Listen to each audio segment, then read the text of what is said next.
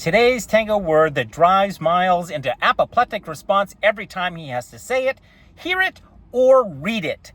So what's today's Tango word that drives me into apoplectic response? Ready? Here we go. For sake.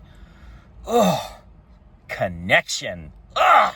God, I hate that word. So the word I have defined multiple times on this page, I will leave a link down below so that you can actually go find it. It is a word that that has come to mean 7 different things. Now, mind you, these are not my definitions, they're actually yours. After 16 years of teaching, I compiled these 7 different definitions. Most people use the word as a way to describe the unity between the couple as they are dancing with each other.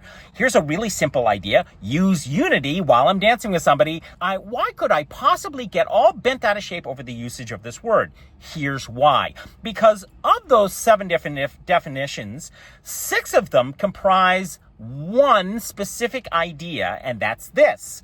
I want you to imagine the word being used in the negative. Like so. I didn't like her connection. When it's used like that, what could that word possibly mean? Here's what it could possibly mean, and usually does mean: they don't like the embrace. They don't like the way that person holds their hands. They don't like the squeezing, the pulling, the hanging, the compression. Or they don't like the position of the arms. So they don't like the position of their body in relationship to their partner's body. They don't like the fact that they're lagging. They don't like the fact that they're moving too fast. They don't like the fact that they're in the wrong position or the wrong placement. They don't like the way that they hear the music. Are you beginning to see the problem with the usage of this word yet? Oi! So here's a really simple thing that you can do to stop me from having apoplectic responses. Use direct language. I really like the way that your embrace feels. Or, I really like the way that you listen to the music or hear the music or the way that you respond to the music. You see how easy that was? Rather than connection. There's another reason why I detest the use of this word, and it has everything to do with the romanticization